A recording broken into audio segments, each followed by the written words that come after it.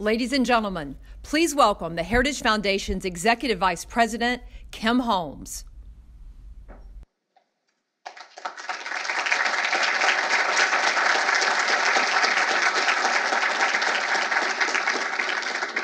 Good afternoon, everyone. Welcome to the Heritage Foundation. It's a real privilege and honor to have all of you here with us today.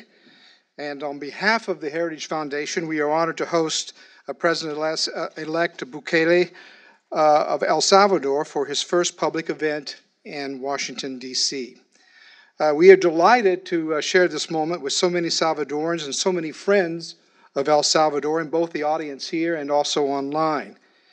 El Salvador is a country of immense importance to the United States. It is a longtime ally. It's a longtime trade partner. America and El Salvador have enjoyed over a century of diplomatic relations, and we are richer for the contributions of the Salvadoran diaspora. The election of Nayib Bukele represents several milestones for El Salvador. He is the youngest president in El Salvador's history. He is also the first third-party candidate to hold office since the end of El Salvador's civil war. On February 3rd, he was elected with 53% of the vote, which was avoiding a need for a runoff. As the mayor of the capital city of San Salvador, President-elect pioneered various successful violence prevention programs. He revived public spaces throughout the city, and he provided youth with sports and cultural programs. His administration also instituted a zero-tolerance policy for corruption. As president-elect, he can now take his anti-corruption agenda nationwide, and we look forward to hearing more about his plans.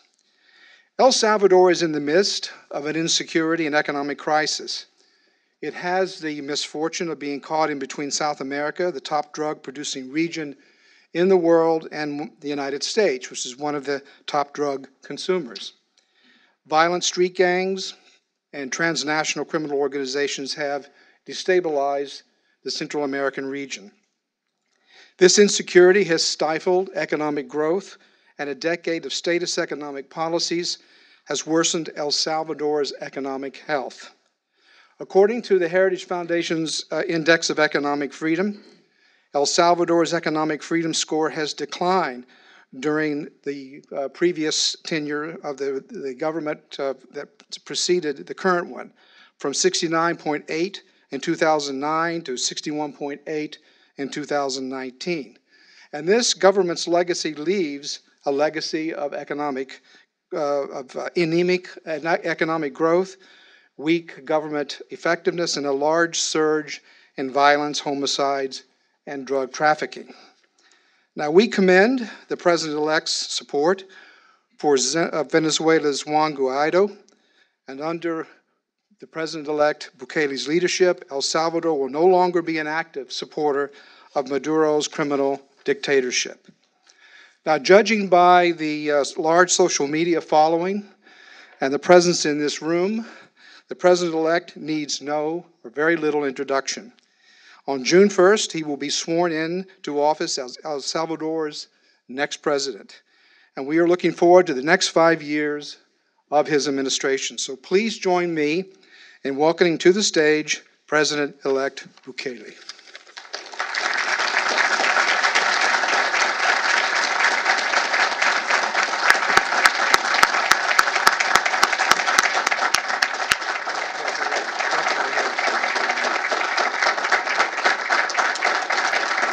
Thank you. Thank you very much. Thank you. Well, this is my first public speech since we won the elections in February 3rd. And some people back home said, why did you choose the Heritage Foundation to make your first public speech? And I would say the things that the president of the Heritage Foundation just told me. This is the most influential think tank in the world right now. And El Salvador needs the support of the most influential think tank in the world. So that's why we're here. And since we always say that in February 3rd, El Salvador turned the page in the post-war era. And that's something some people say, how do you eat that? I mean, what does that mean? Everybody knows El Salvador had a war, a civil war. A 12-year-old civil war started in the 80s. It ended up in January 16, 1992, with the signing of the peace accords. But actually, we ended the war formally, but we never ended the war really. After the peace accords, the two sides of the war, one represented by Arena, and the other one represented by the former guerrilla, which then became a party, the FMLN, they continued to run the country for 27 years. They still run the country. Right now, we have in government, we have the former guerrilla in government. They will continue to rule the country till January 1st.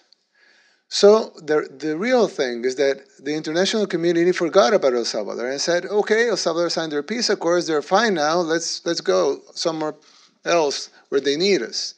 But the fact was that El Salvador was still living in the post-war. And everything that affected us in the war, all of the discussions that became into what we know of as a civil war are still there. The two sides, the same old discussions, the same old ideological divides. So the country needed to move forward. And one step to move forward was to end up this two-side regime, which is the same two sides that fought our civil war. So in February 3rd, El Salvador decided decisively to turn the page of the post-war era. We won by, not by double digits, but by double digits. It's more than 20 points from the second place. We won in the 14 departments of El Salvador. We won in the 14 cabeceras, which is like the 14 capitals of the states here. We won in 14 of them. Out of the 60 main cities, we won in 59. We won in all groups. We won in women, men, young, old, rural, urban, rich, poor. We even won the kids election. Really? By 61%. It's not official, but it gives you a thermometer of the future. And we won the international vote. Salvadorans voted for us 80%. 80% of Salvadorans that voted, living abroad, voted for us. And we won to all of the other parties combined. If you add up all of the other parties, they will stay way shorter than what we achieved on February 3rd. But the reality is that we got a big win. But at the same time, there's still a lot of power in the two sides that made the Civil War. They still control the National Assembly. They still control many of the institutions that make our government work. And that's the way a democracy works. But at the same time, this is one of the challenges we'll have to face if we want to move the country forward and we want to really turn the page of the post-war era. Now, there's something very important, and that's why we're here. El Salvador's relationship with the United States has eroded in the last 10 years. By matters of ideology or by matters of lack of pragmatism, we just forgot that we have a third of our population in the United States, that we use the U.S. currency as our own currency, that 80% of our exports come to the United States, and that 80% of our imports come from the United States. So we weren't making the right decisions. Now we want to make the right decisions. And we want to improve our relationship with the United States as best as we can. how, someone would say. And actually, we have so much in common. We want the same things that most Americans want. We think 90% alike of what American thinks. And if you see, we enjoy things like free enterprise, limited government. We like freedom of speech. We like democracy. Actually, if it wasn't a democracy, we wouldn't be here.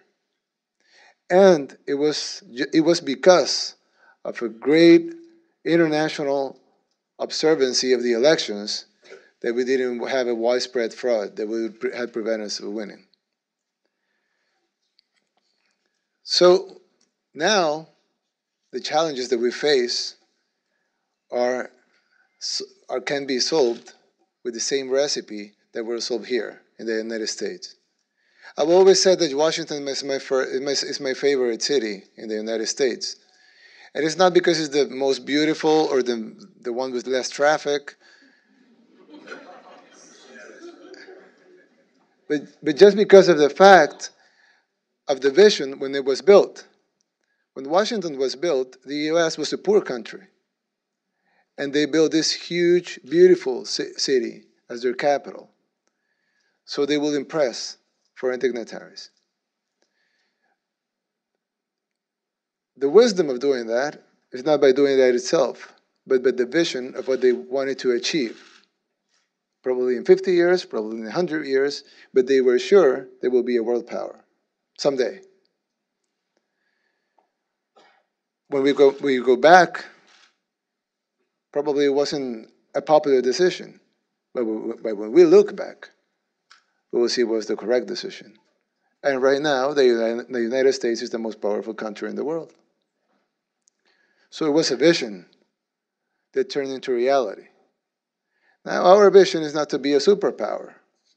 We're too small. But our vision is to have opportunities, is to have security, is to disappear poverty, is to be an example for other third world countries that things can be better when you unite and you use common sense to build a policy.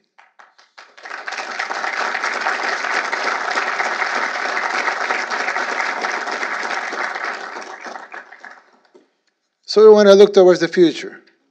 And like I say to some government officials we have been having meetings with, we just had a meeting with the president of Mexico.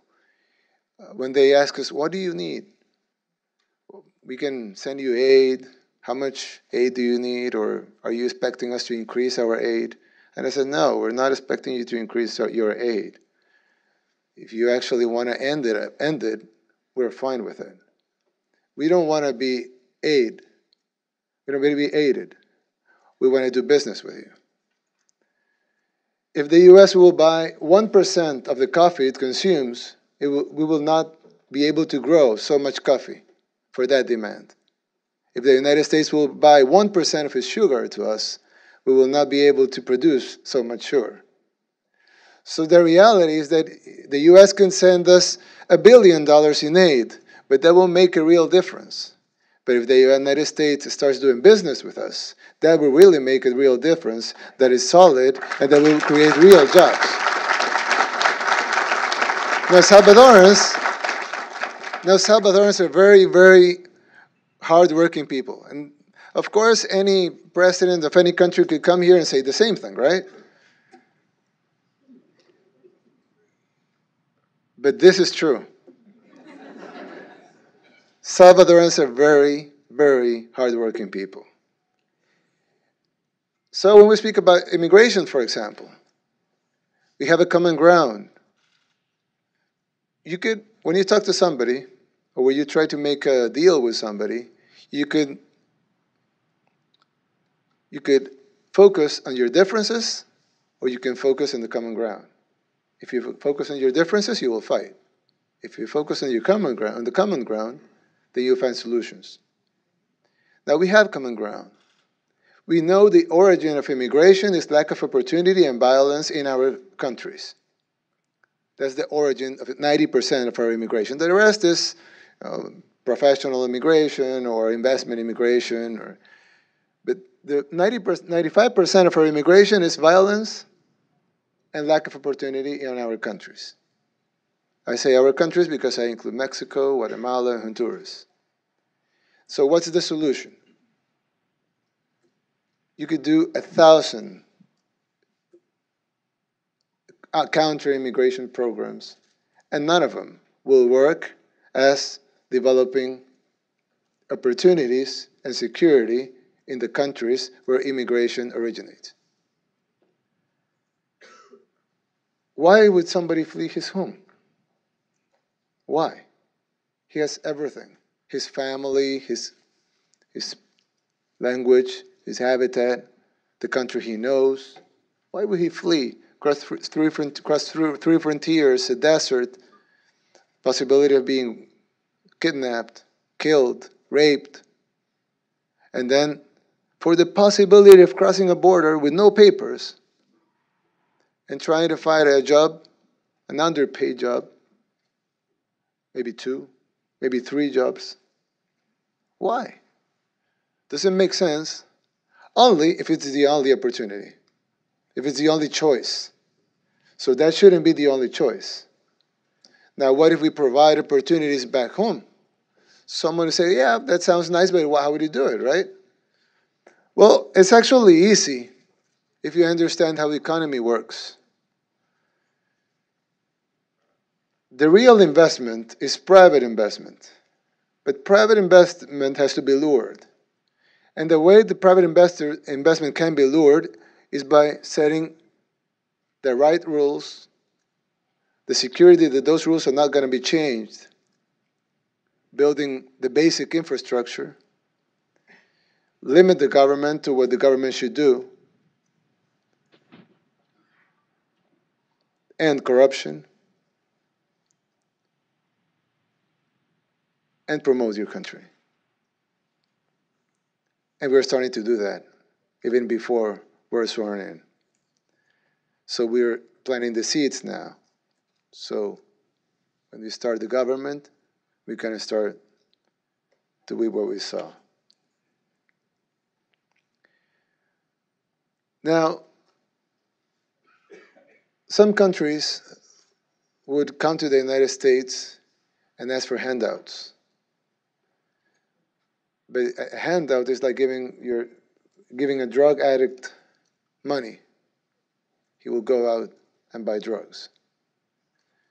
We don't want any handouts. Actually, we're ready to refuse aid if we will jumpstart commerce. We do want to do business with the United States, our greatest and most powerful ally. At the country where a third of our population lives, a country that shares so much with us, and a country we're so close, it's actually easier to come from El Salvador to Miami than from New York to California.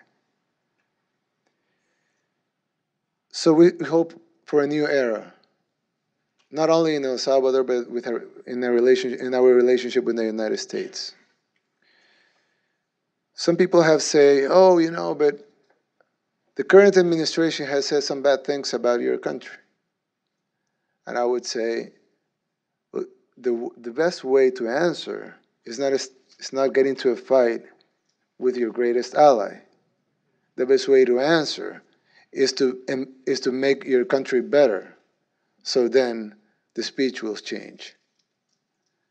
Because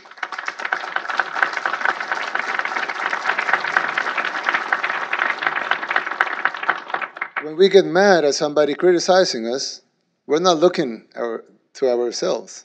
I mean, we're not looking back to our country and say, we should start criticizing our country ourselves so we can get better. Nobody can get better at something if they don't accept they're doing things the wrong way. So we want to start to do the things the right way. And I'm sure, as President Andrés Manuel López Obrador said in Mexico, the only way we'll stop immigration is if we create opportunities. And he said he is committed to end immigration before his 6-year term. So I would say that we are committed to stop immigration before our 5-year term ends.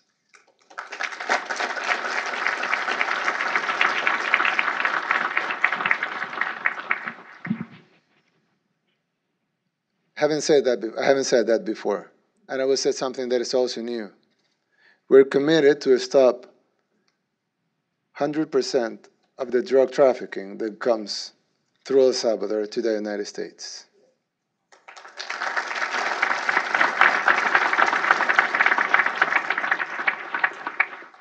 We already have a plan, and we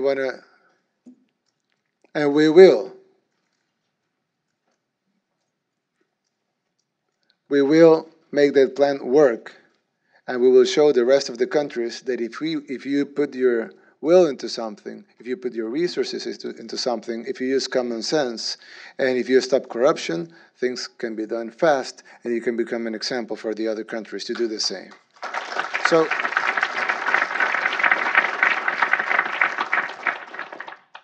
So then we become a real partner, a small one, but a real one. So if we're a partner, we want to be treated as a partner. And more than a partner, as a friend. We're friends with the United States, and we expect the same from the United States to us. We're going to end immigration, forceful immigration. And we expect the United States to help. Not because they're going to send us aid, but because it's a common interest. We want our talents to stay in El Salvador. And we want some of the talents to come back to El Salvador.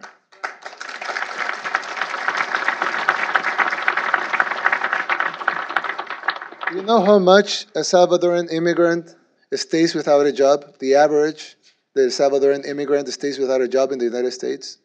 The amount of time? 12 hours. That's World Bank info. The average Salvadoran family earns $80,000 a year in the United States. Why? Because they're hardworking. They can work 2, 3 jobs. We want them people back.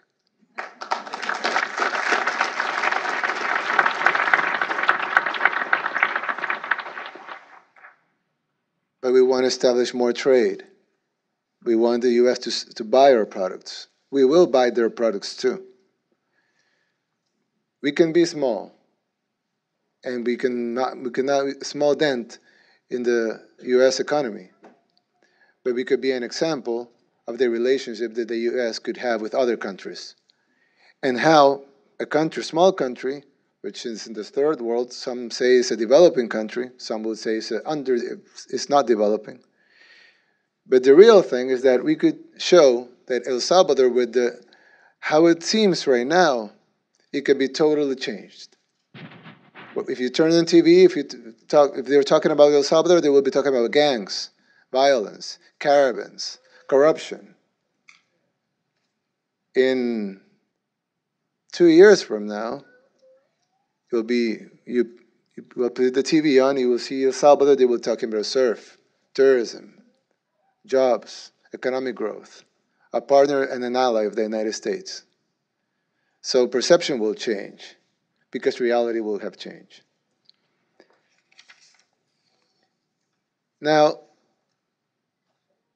I think it's in the common interest of everybody. And we have shared this with U.S. officials of the current administration, but also with senators, with Congress people. And they have all the same goals. So why not take advantage of having the same goals? Actually, not achieving this will be a huge failure for us. So we have to achieve it. And like I said just a couple of minutes ago before entering here, I said, when I'm out of office, I'll be 42. I don't know what I do then. I cannot run for anything. And I don't know. I don't want to write a book. So, but I would want, I would, but I would want, what I would want to do is to look back and see those 5 years I was in office as as the years that El Salvador changed and put the country in the right path.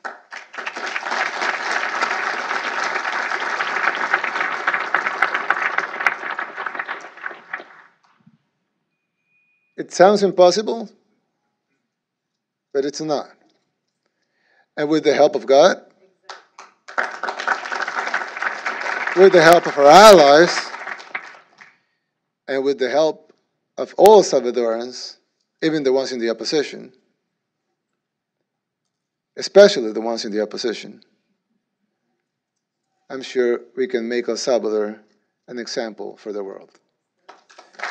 Thank you very much, and I'm willing to answer some questions. Thank you. She's so the much. boss. Thank you so much for the remarks. And thank you so much for the new announcements and the new commitments. Hold on, I think I'm a little too close to your microphone. Let me walk away. On countering corruption, immigration, and economic development. I mean, these are issues that have broad bipartisan support. So I'm sure everybody in the audience and everybody watching online is, and very much enjoyed them. So we have about 20-ish minutes for question and answers. Please, if when I call on you, if you could state your name, the organization you are affiliated with, and please keep your question in question form. The only person making remarks today is the president-elect. So let's see, the gentleman right here with the red tie. And also please wait for the microphone to come to you. Thank you. Thank you very much, Mr. President. Bosco Martí, Executive Director for Mexico and Dominican Republic at the Inter-American Development Bank. You just visited Mexico. You had a great meeting with President López Obrador, and you have both envisioned that as a priority of domestic and foreign affairs to address these root causes of migration. So migration is not a necessity, but rather a decision. How do you envision this partnership with Mexico and your neighbors, and what role you think that that international financial organizations such as the IDB or the World Bank can play a role in this? Thank you very much. Thank you. I think the biggest shame a country can have is having its own population fleeing. So when we see migration, we see it as somewhat like a normal thing, and the U.S. should take all the people that are fleeing our country. But the fact is that we should be ashamed of that. I mean, why people are fleeing our country? People should be proud to be in our country, to find opportunities there, to not be threatened that they will be killed if they stayed. So I think President Obrador and I, we both share that we cannot allow this to happen anymore. And of course it will be a process, but we want to be a fast process. And we want to end immigration. I mean the forceful immigration, of course, was just 90% of it. We cannot allow our countries, and a huge, rich country like Mexico, for example, cannot allow its population to be fleeing because of lack of a job. So we will invest in several issues for creating jobs in the rural areas in the south of Mexico, in Guatemala, in Honduras, in El Salvador. We will invest in education, in safety, in lower the crime rate, in lower drug trafficking. We'll invest in infrastructure, in productive infrastructure like railroads and ports and bridges and schools, things that will have a return. Economic return or social return. We'll invest in energy projects, and we'll invest in the areas that investment has been neglected for the last 30, 40, or 50 years. So we're very confident that if why together? We could do it separately, right? But if we want to achieve real results, we have to fix the four countries. Now I can speak for El Salvador, and I can only speak for El Salvador. I can only speak a little of Mexico because I just spoke with the president. But the fact is that we have to change the way we're thinking about immigration. I think we have to stop looking if it's someone else's fault. It's our fault. And it's something that we have to fix, and it's something that we can fix. And the IDB or the IMF and the World Bank or any development bank, they're eager to invest in this. They want to do it. They have studies, over studies. Information is everywhere. We have all of the information we need. The capital is there. The human capital is also there. The land is there. The common sense is there. I think what we have been lacking all of these years is common sense, the political will of doing things, some vision. You don't need a huge vision, but some vision, and too much corruption. We have to tackle on corruption. If politicians are there to steal money, then we'll never get to anywhere. No money will suffice if politicians are stealing the money. But I guess I've always said the money will suffice if no one is stealing.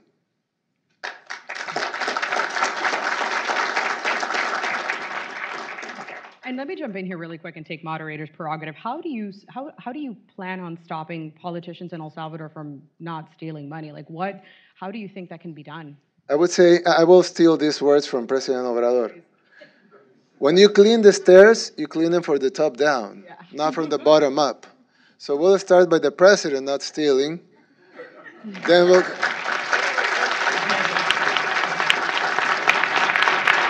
go on for our cabinet members not stealing. I cannot put my hands on fire for the 3,000 confidence positions that we have to fill in the government, but I can put my hands on the fire for the people that we're going to put that will check that nobody is stealing, and if someone is, we'll bring him to the authorities, and we'll send all the documents and all the proofs and let the authorities do their job. But we're not going to let people steal in the government, and we're going to put our own agency inside the government, and we're also calling for an international commission to help us in fighting corruption.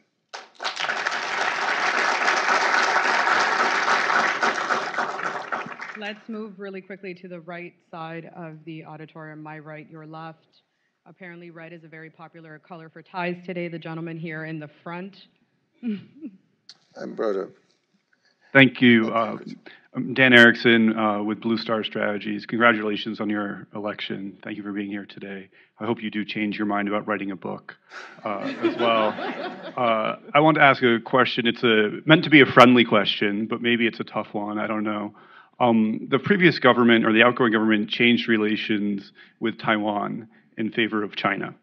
And I would like to know how you're thinking about the China question. Would your government think of reversing that decision and going back towards diplomatic relations with Taiwan, or how do you see that evolving in the future? Thank you. Thank you. That decision hasn't been. That decision hasn't been taken. But we have spoke about that. We just had a meeting about it. China is not playing by the rules. They don't respect the rules. They don't respect the rules of commerce. They go in, they do projects that are not feasible. Then they left the countries with huge loans they cannot repay, and that they use that as leverage. They manipulate the currency, and then they want you to respect their manipulation of the currency. They are not a democracy, which, I mean, there's not the only not democracy in the world, but they meddle into your democracy. So we want to be friends with China, but China has to be friends with us. And we don't mean money or investment, but respect. So what we are studying right now is that we want a relationship with China if it's based on respect. But right now, we haven't seen that from them. So we're studying that decision. I know it hasn't happened in the last 30 years. No country has turned away in their relationship with China, with the second biggest economy in the world. And they say, in the meeting that we have earlier, they say, like, you need a little courage to stand to China. But the fact is that we're not standing to China. We're just demanding respect. And if they respect us, we can have a relationship with them. If they don't respect us, we cannot have a relationship with them, even if they are the second biggest economy in the world.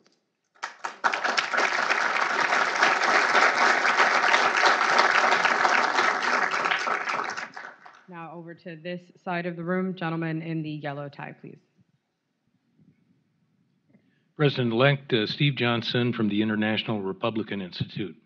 My wife and my two boys lived in El Salvador some years ago, and we can remember in the 1980s and the 1990s that El Salvador was the economic engine of Central America. And you mentioned jump-starting the economy with increased trade with the United States, but part of that involves building capacity within your own country and recuperating the manufacturing and the innovation and the creativity that your country once had. As a businessman yourself, how would you do that? By letting the people that can do it, that do it.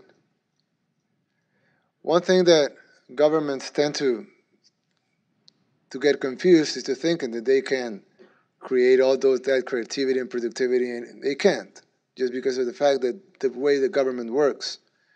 Government is supposed to facilitate that people have their own creativity and ingenuity, and they jumpstart the economy. For example, right now, we have in a bottleneck almost $10 billion in investment in El Salvador. So we just have to remove the bottleneck, and $10 billion will flow. Right now, OPEC, which we have a meeting on Friday, has pledged to invest $5.8 billion in the three countries of the Guatemala, Honduras, and El Salvador. So you get a chunk of it. 1 billion, 2 billion, it depends on your project. It depends on the project of the private sector that want to invest in El Salvador. So these are loans for the private sector, not for the government. So government must provide some things. For example, we want to promote surfing.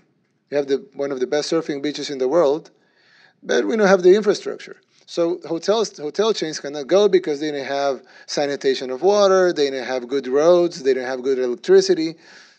But we already have the most difficult things to have, which are the waves. To build a road, some of the power line, and the water sewage, I mean, that should be common sense. We can do that. And let the hotels and let the restaurants and the surf shops and the diving shops, let them have their own creativity to put their businesses there and grow and fight for the clients, and let the business sector do what the business sector does, which is grow the economy, hire people, invest more if they do good, do good things and try to be more creative so that they get the clients that they want to get. And now in an international market, 1% of the international market is more than El Salvador's capacity. So of course it will be a success. So if anybody wants to invest in surfing, hotels, or anything, we will have a boom in tourism. And of course it will require some government investment, like everything, police, security, but we'll do that.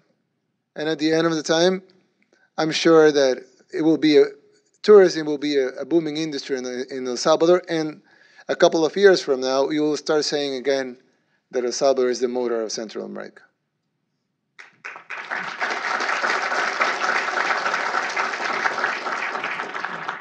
We have a microphone in the back. The gentleman in the back with the suit, glasses right there, who's been very patiently waiting.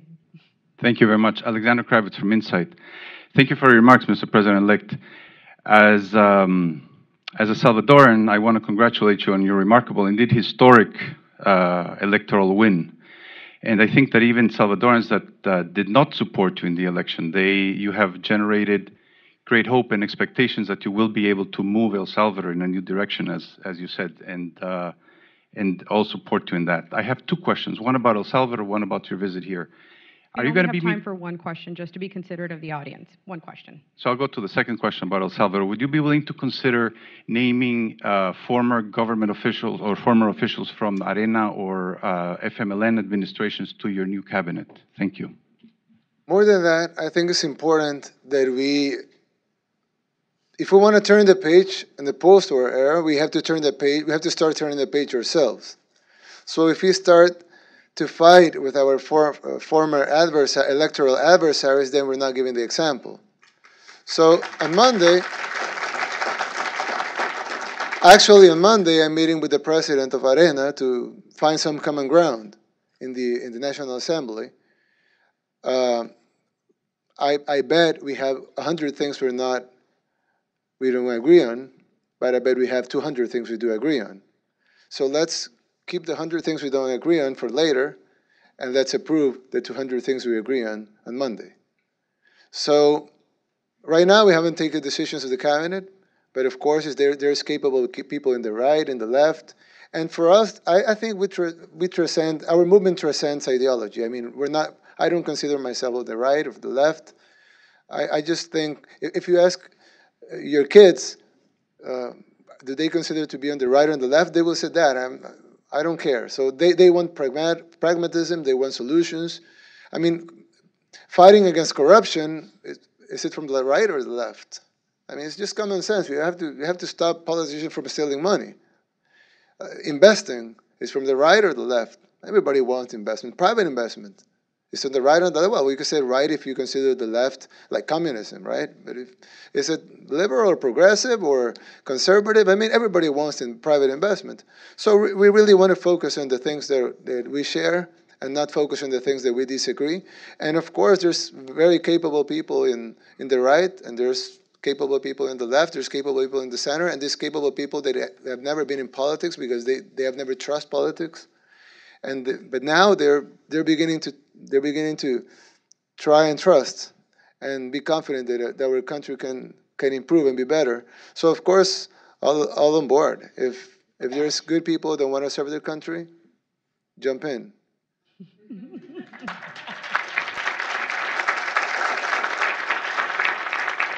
So you're collecting job applications on the way out, correct? Yes. Okay. All right. Just making sure. We have a gentleman here. They are not very well paid, though. No. And they're not allowed to steal. So it's a kind of a sacrifice, but you're allowed to sacrifice. There you go. I think the gentleman right over here. Thank you. Sorry. First of all, congratulations on an amazing victory. Those that didn't believe now are believers. But I have a question for you. Can we have your name and your organization? Yes, my name is Thank Mario you. Velasquez. I'm a senior consultant with the Southwest Voter Registration and Education Project in the Southwest of the U.S. So my question is about impunity. I haven't heard you speak about impunity, but I assuming with everything else you said, impunity is included. So I want to hear from you, Mr. President-elect, that you will be firm and uncompromising when it comes to acts of impunity that we have seen from the right and we have seen from the left in El Salvador, cases like Jose Luis Merino, who act in complete impunity on many aspects of the economy. I think that history has shown us that corruption is on the left and on the right. We have seen these examples in the 20 years Arena governed, and we have seen the same examples in the 10 years FMLN governed. We will not tolerate impunity. And that's a fair answer. We'll not tolerate impunity, we'll not tolerate corruption. And we are so committed to that we are calling for an international commission to help us do it. Why? Because an international commission is at a lesser risk to be corrupted than a national one. Because they come from another place. They didn't have connections in our country, and they have a clear mandate and legitimacy. So we're calling for an international anti-corruption and anti-impunity commission to come to El Salvador, and of course we're not going to protect anybody. And you mentioned names from one party, but if it's from our party, it's the same. No corruption and no impunity, no matter where it comes from.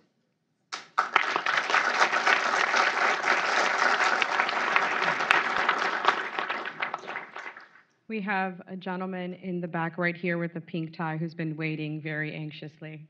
Thank you. Congratulations, Mr. President-elect, on a very historic and unprecedented break of the bipartisanship in El Salvador. I have a question. My name is Saul Diaz. I am a radiation therapist at Mary Washington Healthcare. And my question to you comes from the comment that you made that Salvadorans are one of the most hardworking people that you know. And I could not agree more on that statement. My question to you is, what will your administration be doing to try to attract all the talent that has unfortunately left the nation in terms of coming back and contributing to the economy and the society itself? I left the country due to the lack of opportunity my family and I did when I was a child. And through all adversity, I have fought very hard, and I am now a professional in the healthcare industry. So I am very interested to know your position on what your administration will be doing to give an incentive to all the professionals that are around the world that would want to come back to the country and contribute. Thank you. 2 years ago, the government was doing some things that were not good. And some people in the opposition started calling for young people to come out to the streets and stop that. Nobody showed up. Crowds were 10, 15, 20 people. That's not even a crowd. And politicians and analysts in TV started asking, why the young people don't come out? They should go out. And I said, young people will go out when they are inspired. They will not go out when they are to be used. So when we won the elections, a lot of tens of thousands of young people get out. I said, see, they are inspired now. So the way of attracting people is not by giving a subsidy or guaranteeing a job, because they already have one here and probably better paid, but try to inspire them to do something good for their country. I've spoken with thousands of Salvadorans living here in Washington, in the DMV area, in California, in Boston, in New York. And they've told me different stories. Like, I want to put my business over there, but I'm afraid I will be rented by the Maras. Or I want to go back there, but I don't know if I find a job. Or I want to retire there because my retirement will give me more for my buck in El Salvador than it gives me here. But I'm afraid of what I will find over there. And I've heard also, I'll go back there when you win. I'll go back there when you're sworn in. I will go back there when I start to see the changes that you're promising. So the fact is that one thing brings the other, like the chicken and the egg. But the real thing is that what can make that happen is inspiring people. And I bet not only Salvadorans will go, but also people from all over the world. Because when you see something that is inspiring, a thing that you can build, a thing that you can be part of that history, you will be eager to do it, even if you sacrifice a couple of bucks. But you will see that you're doing something important. And a lot of people want to do something important in their lives. I mean, I could state as a businessman, I could earn more money than the president's salary. But the fact is that I wanted to do a change. Our ministers are not getting overpaid like they were getting in the previous government, in the actual government.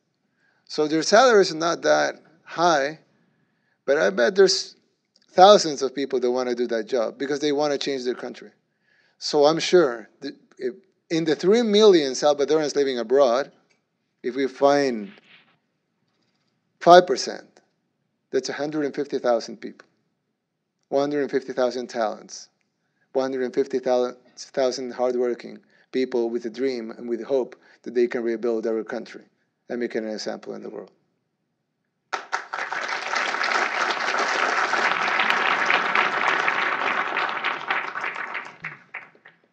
All right, we have time for one more question just to keep things running on time today. And I'm trying to think who are the hands that have been up for a while. The gentleman there in the pink tie. Yes, the woman has the voice. Yeah. You chose Thank you. I really? Yeah. I am so sorry. I did not mean to do that on purpose. So, sir, I'm so sorry. Very Thank well. you very much for I appreciate that. Thank you. Thank you very much. So right here, yes. Thank you. Let's do that.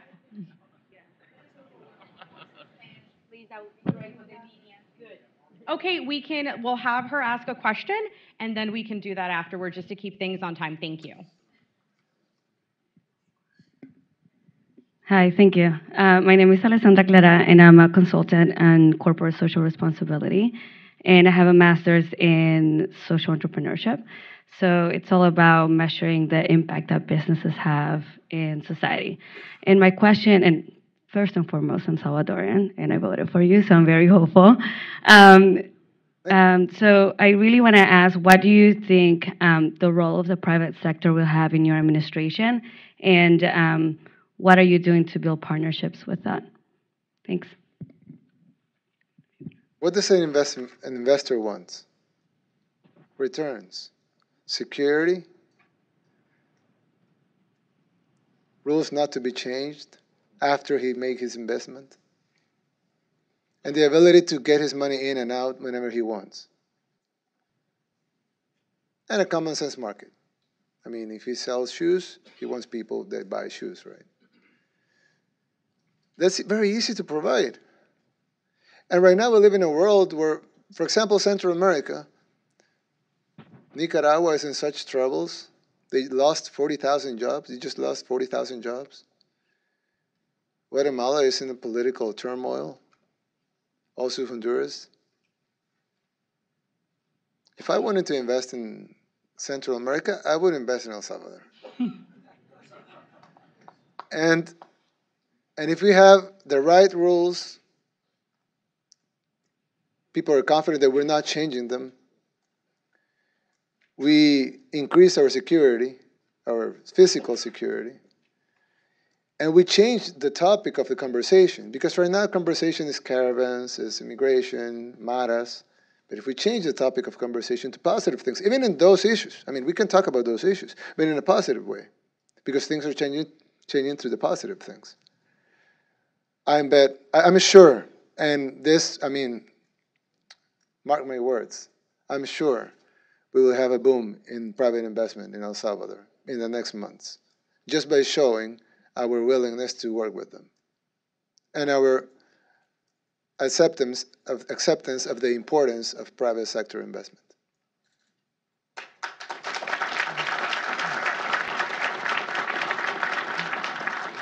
See, since I was told I have not called on enough ladies, and I deeply apologize for that because I was not on purpose, we're going to call on one more lady, and just to kind of, and we're going to take things a few minutes over, but I hope that's okay with you.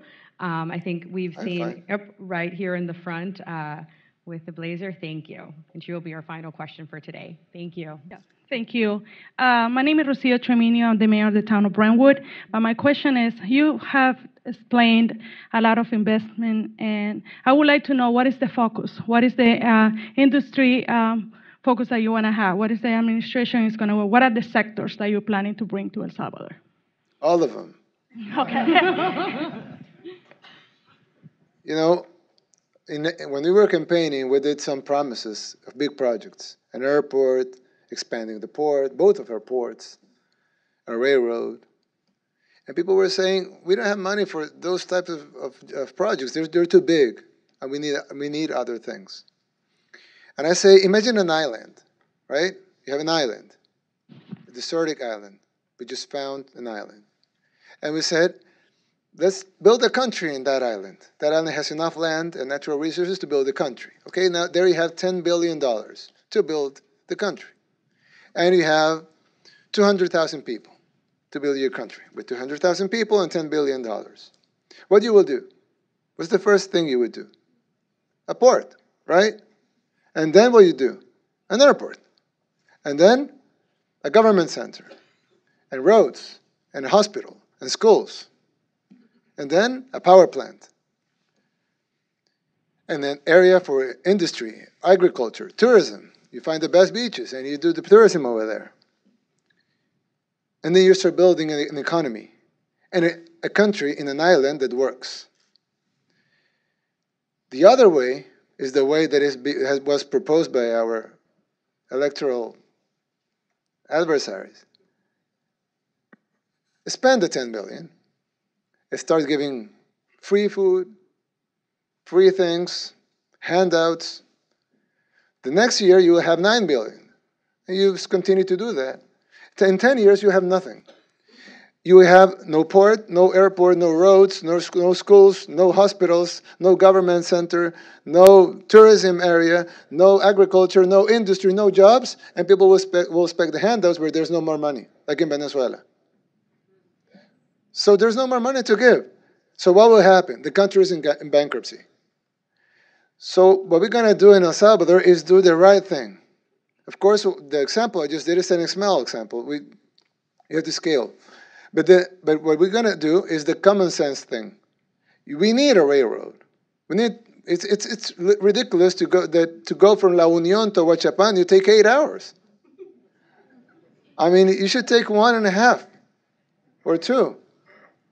So we will build the things necessary for a country to work, and the investment will flow. Who said this? Kevin Costner? Build it and they will come? Yeah, we'll build it, they will come. Okay, the founder of Wendy's then.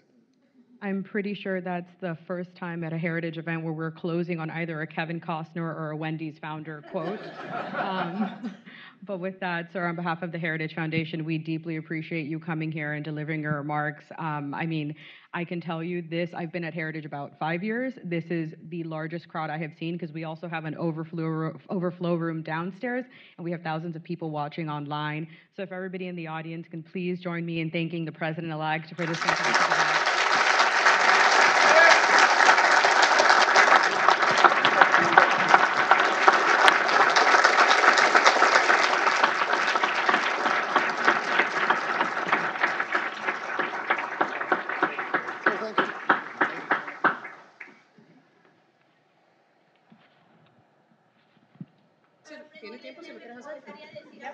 If everybody can stay quiet for a few minutes so we can record.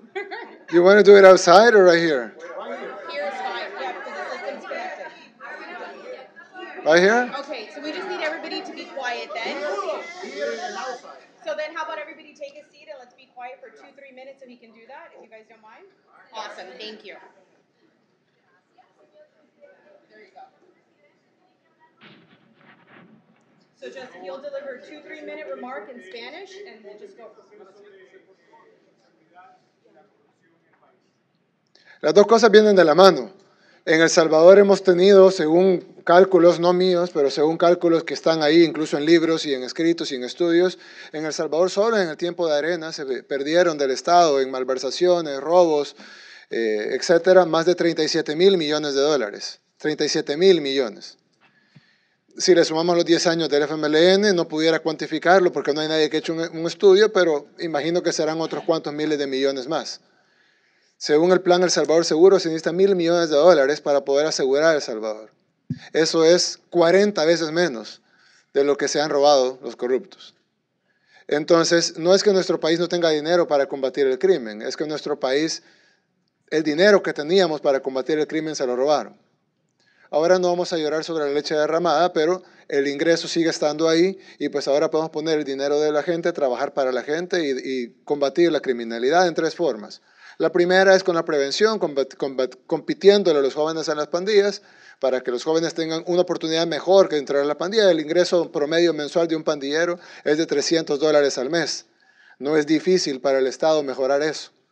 Nosotros podemos hacer oportunidades para que nuestros programas de deporte, de cultura, de arte, de becas, de educación, de empleo, etcétera, de oportunidades, de poner una empresa, sean mucho más atractivas que entrar a una pandilla que los maten.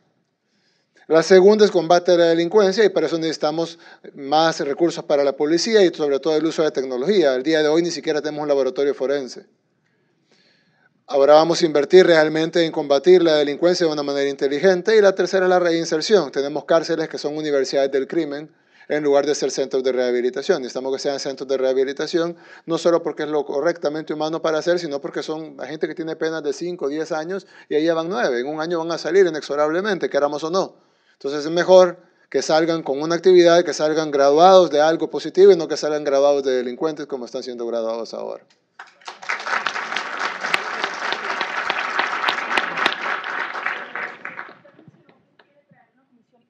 internacional para empezar a trabajar, mencionó una comisión internacional para comenzar a trabajar en la corrupción en El Salvador. ¿Esta comisión ya está haciendo gestiones en la OEA o por medio de qué organismo lo haría? Y segunda, ¿cómo va a empezar a votar El Salvador en temas de Nicaragua y Venezuela en la OEA? Está fácil.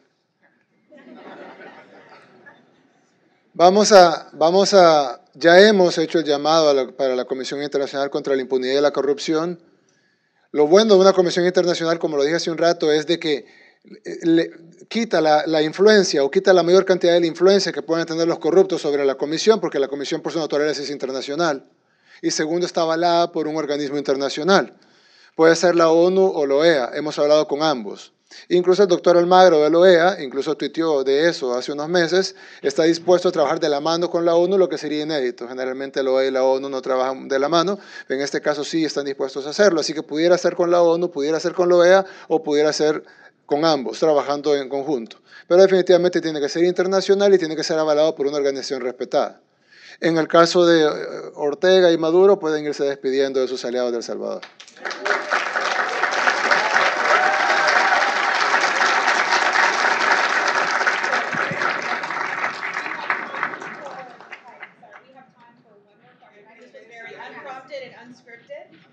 But just, I think, one more question for Spanish language media since the event was in English. And I will leave it up to the president for the credentialed media. So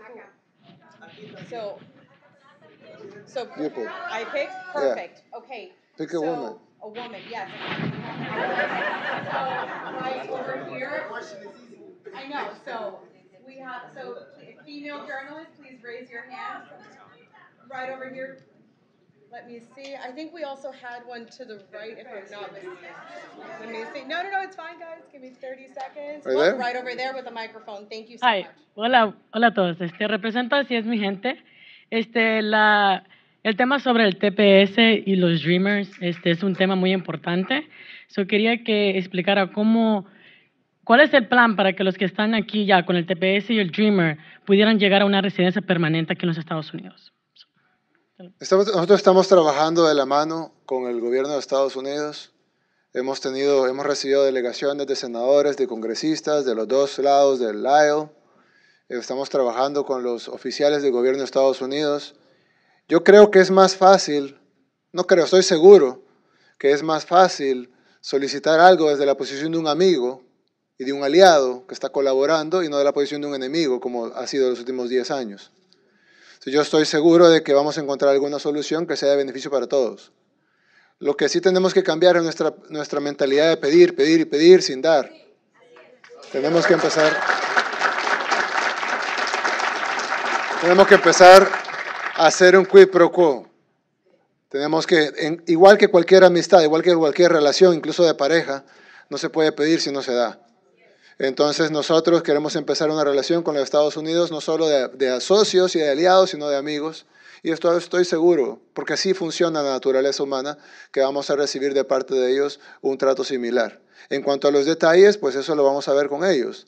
Y sabiendo de que la única forma de llegar a un acuerdo sostenible en el tiempo y no estas parches temporales es que sea algo que tenga ganancia para ambos. Y no que sea simplemente una forma de llegar y pedir como siempre se ha hecho. Pero estoy seguro que vamos a encontrar algo que nos beneficie a todos. Thank you all so much. We are running about 15 minutes behind schedule, but thank you all so much for coming. Thank you so much.